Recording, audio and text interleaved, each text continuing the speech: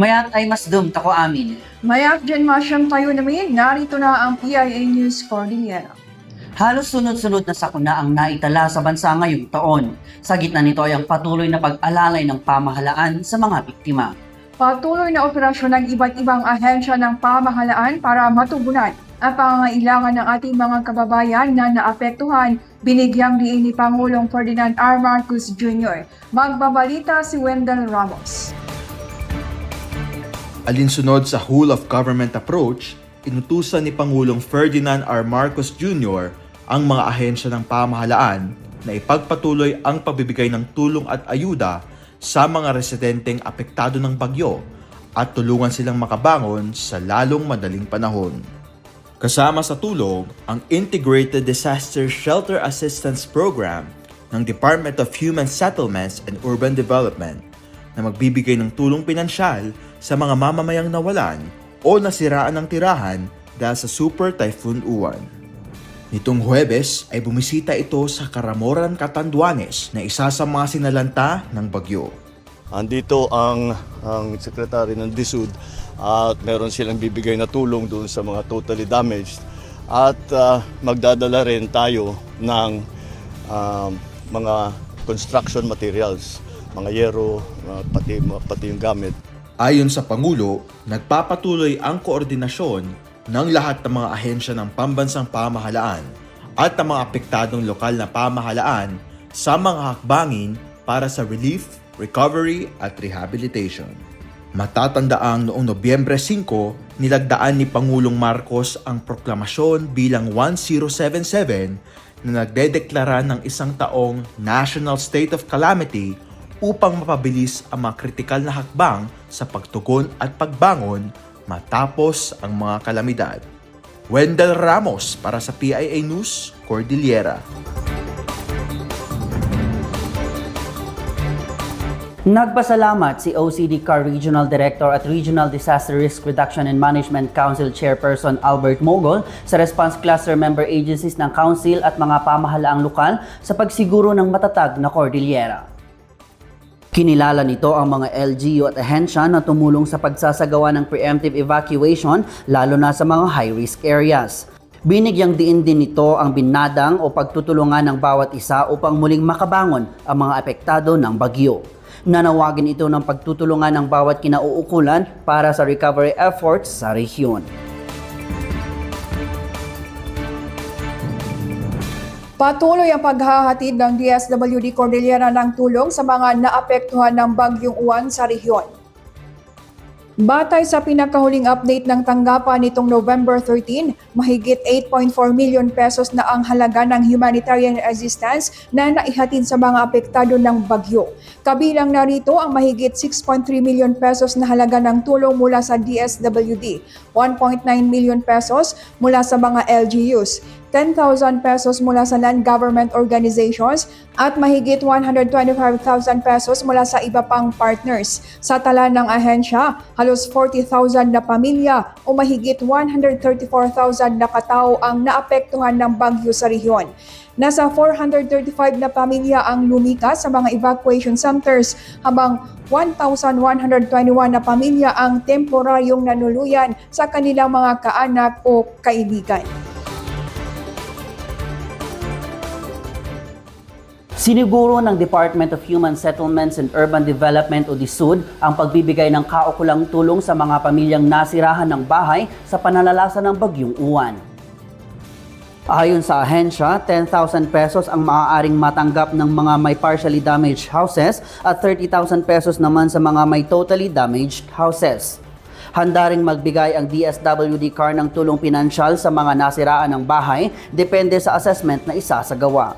Sa report ng DSWD-CAR as of November 13, nasa 3,148 na bahay ang nai-report sa kanila na nasira sa pananalasa ng bagyo. Mula sa naturang bilang, 142 ang totally damaged at 3,006 ang partially damaged.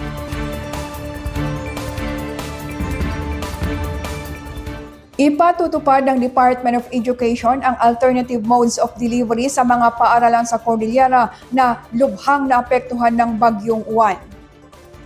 Sinabi ni DepEdCar Regional Director Stella Carino na inatasan na rin niya ang mga schools division offices na humanap ng espasyo para sa face-to-face learning. Inatasan din ito ang mga SDO heads para magsagawa ng assessment ang mga engineers sa mga nasirang paaralan at para malaman ang mga kinakailangan para sa pagkumpuni ng mga ito. Batay sa pinakahuling ulat ng DepEd as of November 12, kabuuang 461 na classrooms ang may minor damages at 148 ang may major damages. Patuloy ang pagtanggap nila ng reports mula sa iba pang bahagi ng rehiyon. Inihahanda ng Department of Agriculture Cordillera ang tulong para sa mga magsasakang naapektuhan sa Bagyong Uwan. Ayon kay DA-CAR Regional Technical Director for Operations Danilo Dagyo, mayroon silang seeds buffer stock na maaaring ipamahagi sa mga naapektuhang magsasaka. Sa ngayon ay patuloy ang pagkolekta nila ng datos ng mga naapektuhang sakahan at magsasaka sa Cordillera. Maaaring bumisita ang mga apektadong magsasaka sa kanilang Municipal Agriculturist Office para sa karagdagang detalye ng mga tulong na maaari nilang matanggap sa pamahalaan. Aabot na sa mahigit 447.8 million pesos ang danyo sa mga nasirang kalsada sa Cordillera sa pananalasan ng Bagyong Uwan. Batay sa ulat ng DPWH-CAR, nasa 13 road lines at 82 na road sections ang naisara dahil sa mga pagguho ng lupa at pagkatumba ng mga puno at poste ng kuryente. Patuloy naman ang pagsusumikap ng DPWH katuwang ang mga pamahalaang lokal upang malinisan at mabuksan ang mga saradong kalsada. Hinihikayat ng Department of Trade and Industry ang mga micro, small and medium enterprises na naapektuhan ng Bagyong Uwan na magtungo lamang sa mga negosyo centers para sa posibleng tulong na maaaring ibigay ng pamahalaan sa kanila. Ayon kay Margaret Ramos, SME Development Division Head ng DTI-CAR, ang mga MSME ay isa sa ilalim sa profiling at assessment para malaman ang kaukulang tulong na maaaring ipagkaloob sa kanila. Aniya, maaari rin nilang i-link ang mga MSME sa iba pang ahensya ng pamahalaan na makakapagbigay ng kaukulang tulong sa kanila. Sinabi rin ito na mayroong alok na loan para sa mga kwalipikadong MSMEs. Imon monitor ni dagitoy micro and small medium enterprises tayo kitang tayo no inya di maipaat tayo nga tulong para kanya dali especially dagiti no kasat nung nga agtutuloy iti negosyo na apektado taman iti mga dilubyo or kalamidad nga demanan kanya. Sa iba pa mga balita, formal nang nanumpa si Apayao Governor Elias Bulot Jr. bilang chairperson ng Regional Development Council Cordillera nitong November 12. Ako si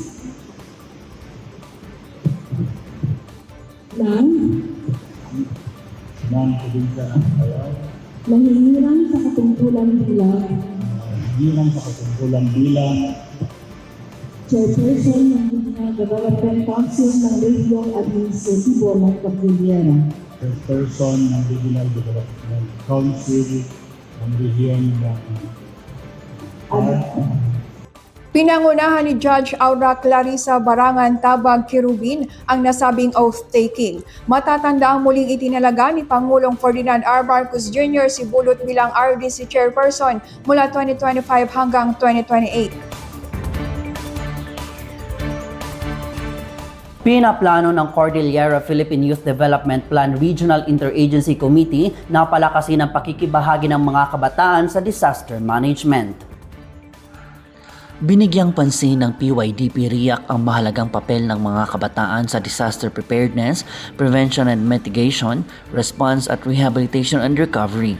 Sa fourth quarter meeting nitong Huwebes, tinalakay ng komite ang resolusyon na humihimok sa paglikha ng isang youth task force para sa disaster risk reduction and management sa rehiyon. Okay, so the resolution urges our local government units especially our provinces, ICCs and HUCs, to create a task force for disaster risk reduction and management. So, as per agreement, we agreed that yung mga SK Federation presidents natin na magdadraft ng resolution for their respective local youth government units. So this would entail really the role of the youth in disaster risk reduction and management. We all know that the youth, especially in disasters, sila yung frontline natin. Sila yung mga tumutulong, pag-volunteer, especially sa relief operations, preparing of food packs and meals. So we also recognize the role of our young people in terms and in times of disasters.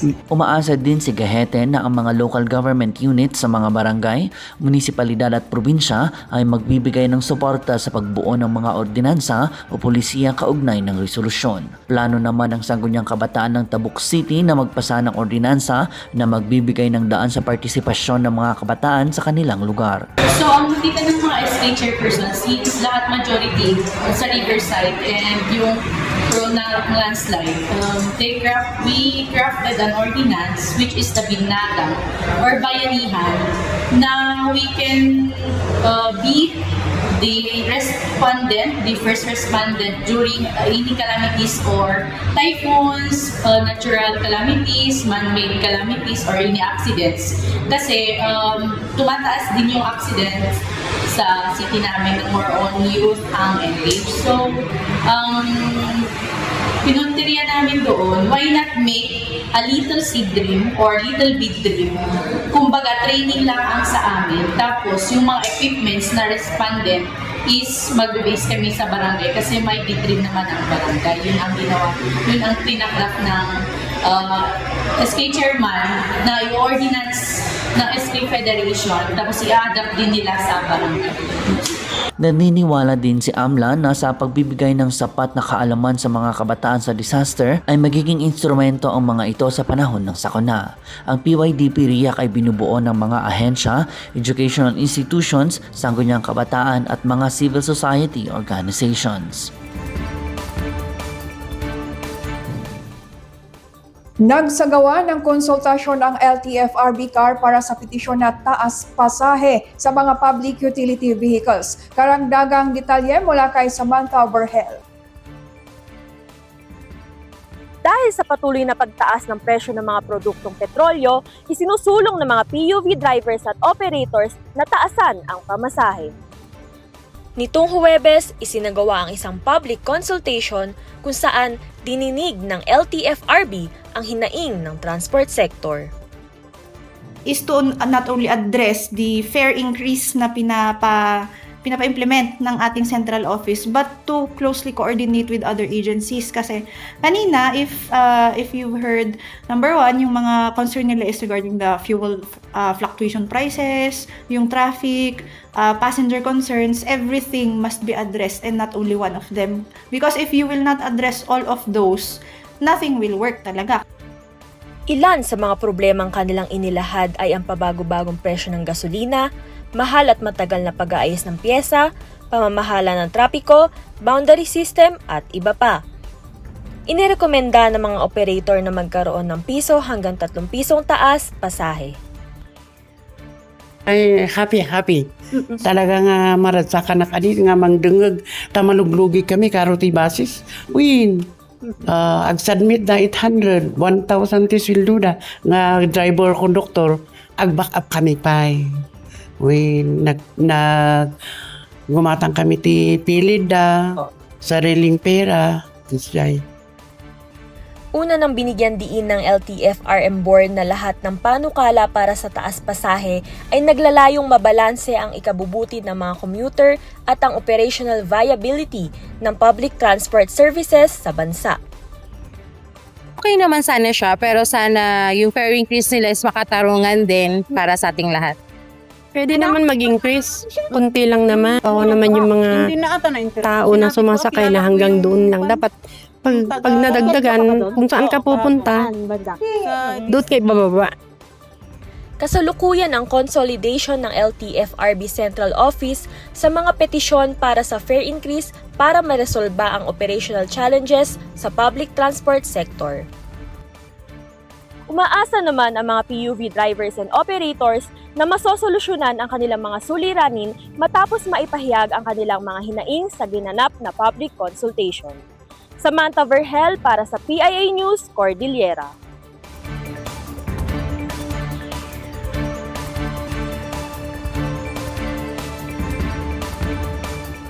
Hinihikayat ng Department of Trade and Industry ang publiko na tangkilikin ang mga produkto ng mga micro, small and medium enterprises ng rehiyon sa 33rd Impakabsat Regional Trade Fair na gaganapin sa Festival Mall sa Alabang, Muntinlupa City. Magbubukas ang trade fair sa November 28 at magtatapos sa December 7, 2025. Sa temang Colors and Creations, itatampok dito ang iba't ibang produkto at likha ng Cordillera. Ayon kay Margaret Ramos ng DTI CAR, magkakaroon din ng skills demonstration sa regional fair kung saan magkakaroon ng demonstrasyon ng painting, weaving, wood carving at iba pa. Sinabi rin ni Ramos na ang aktibidad ay pagtataguyod din sa katatagan ng Cordillera sa gitna ng mga dumarating na sakuna. Ang Impakabsat ay kumakatawan sa mga lalawigan at lungsod sa Cordillera at nagpapakita ng pagkakaisa at kultura ng rehiyon. Malaki ang epekto ng nagdaang bagyo sa iba't ibang lugar kabilang na ang Cordillera. Sa kabila nito ay nananatili ang katatagan ng bawat isa.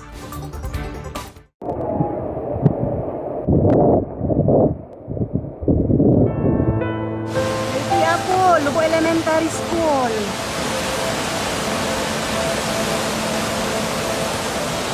Malakas na hampas ng hangin at matinding buhos ng ulan.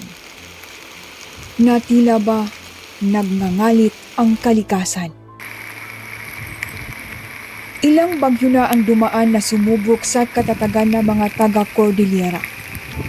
Bagyong sumira ng mga ari-arian, naglulot ng pagbaha, pagguho ng lupa, at nag-iwan ng sugat na matagal maghilom.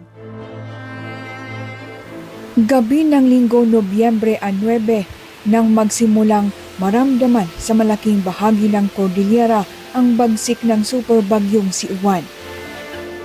Dahil sa tindi ng hangin, nabuwala ang mga puno at natumba ang mga poste ng kuryente.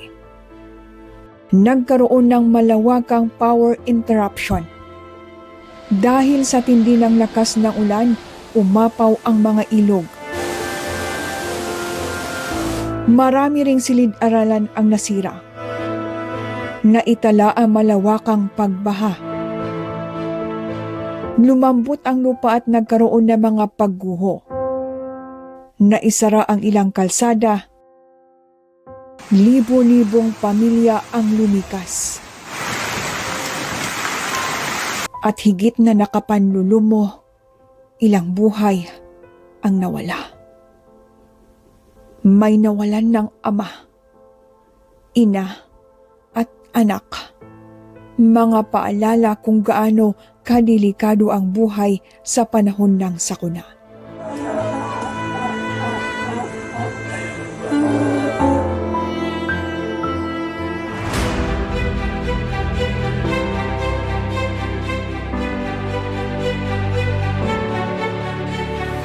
Sa kabila ng mga pangyayaring ito ay mga kwento rin ng kaligtasan at tapang.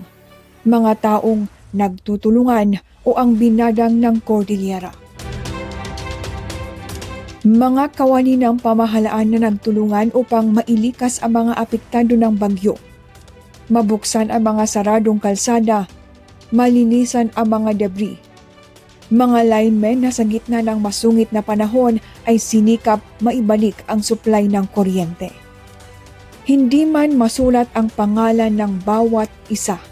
Kabilang sa kanila ang mga officials na sumisiguro na walang may iwang individual sa gitna ng panganib.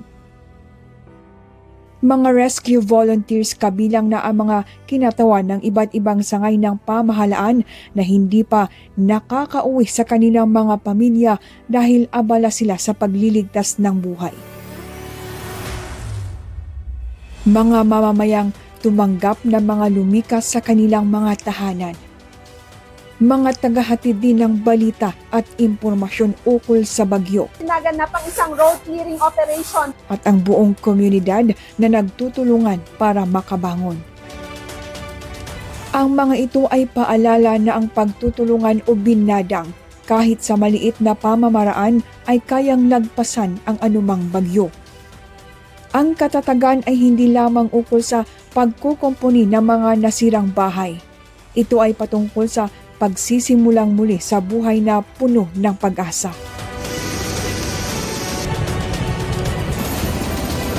Ang katatagan ay isang pangako na anuman ang dumating na bagyo, mananatiling buhay ang pusong Pilipino.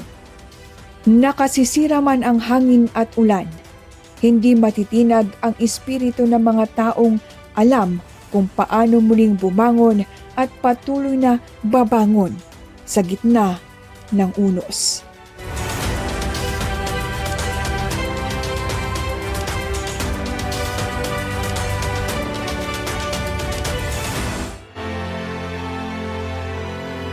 Clint, matinding dagok ang naranasan ng ating bansa ngayong taon. Halos sunod-sunod na sakuna, kaya naman sana lahat ay magtulungan para lahat ay makabangon.